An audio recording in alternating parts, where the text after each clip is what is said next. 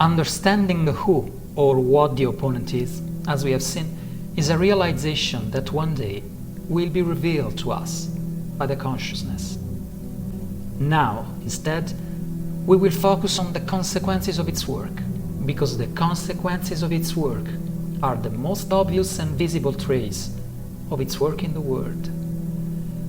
The trace that can't be erased, the effects of its disturbing actions.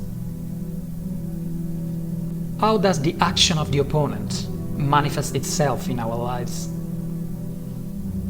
Confused and continuous inner dialogue, made of a mass of voices, music, generally oriented toward negative and destructive thoughts, anxieties, and worries foremost unreal.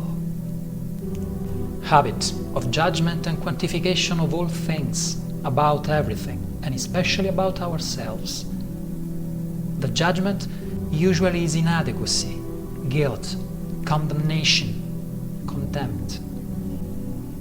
Escape from intensity and intentional discipline aimed to constructive actions, with a constant shift towards an identified future, typically tomorrow, Monday, or the first day of the next month, of something that we could and should do now.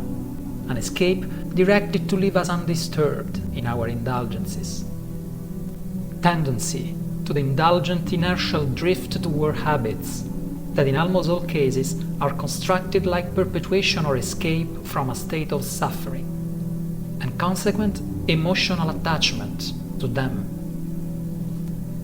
Self-sabotage of every inspiration that gives us joy and enthusiasm, with all sorts of unreal doubts and fears, generated by the inner dialogue and the surface mind, which lead us to the result of thinking rather than acting, as long as we have talked so much with ourselves to turn off the inspiration. Escape from the personal and total responsibility of our life through its systematic transfer outside of ourselves, with a consequent verdict of guilty. It is his or her fault. It is the fault of this situation. It is the fault of this structure.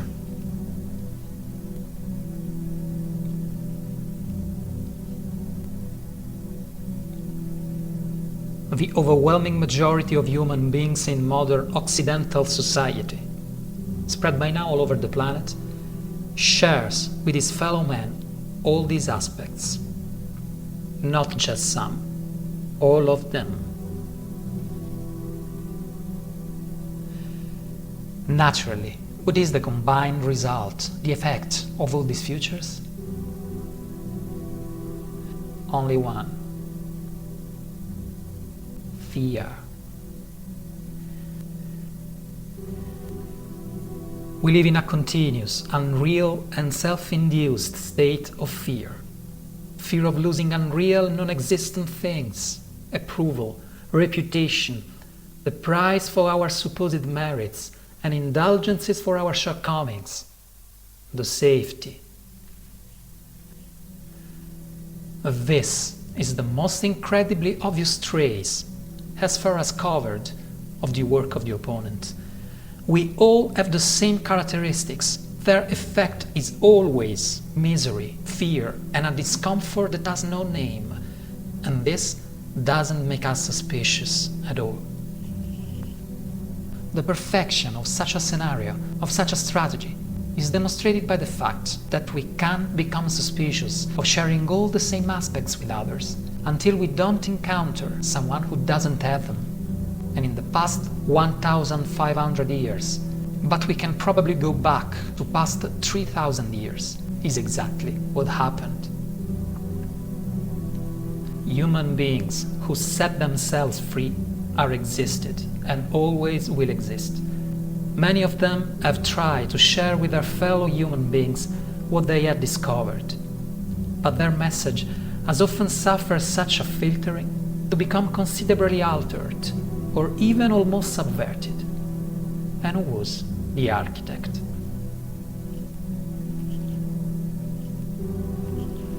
So, if the effects of the work of the opponent in our lives are fear, misery, and suffering, Practically all of us, conscious or not, will agree that these effects are not positive for us and therefore should be changed. So why do humans accept them anyway, even though they will inevitably lead them to unhappiness and suffering? Why the message that has walked through all ages has never been heard by many, but instead has always been fought and obscured? Because usually humans do not remember that the models of unhappiness and suffering that they perpetuate and bear in their lives were literally undergone by them through a conditioning that begins at least since birth.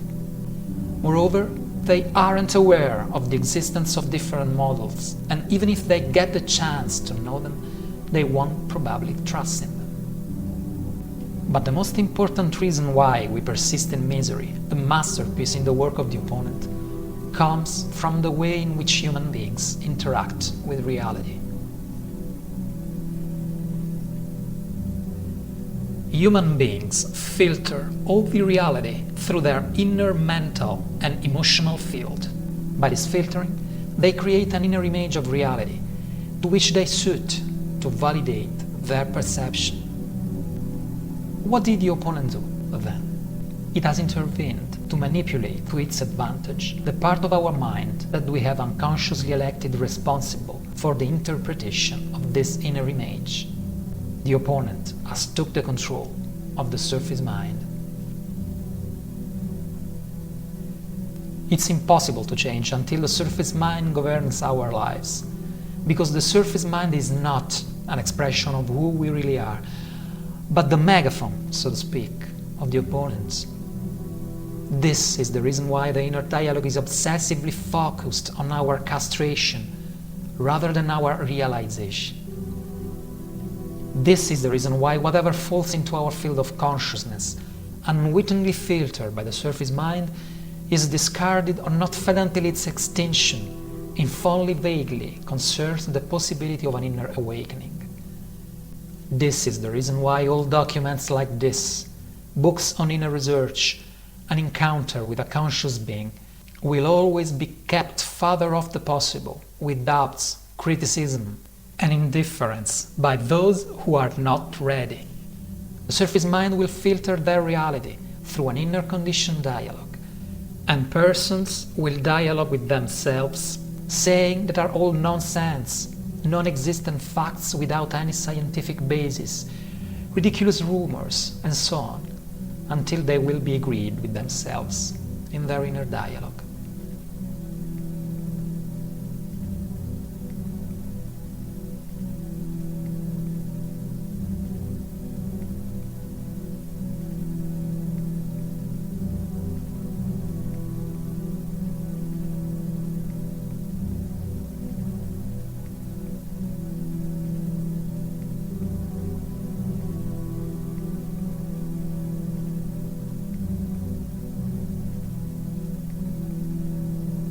In this way, the reality cannot but conform to their faith, because this is one of the laws of our wonderful universe.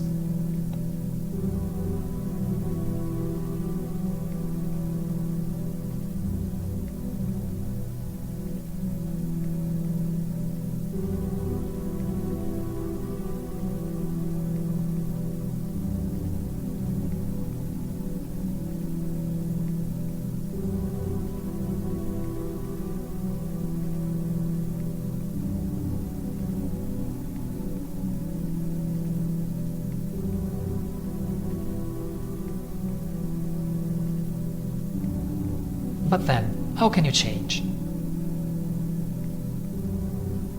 Whether they are aware or not, humans that don't have or cease to feed even just one of the above characteristics are already releasing the grip of their opponent. But before proceeding, it is time to unmask one of the most powerful weapons at its disposal to keep us under its control. It's time to unmask the way to filter the reality that the opponent makes us use to keep the command.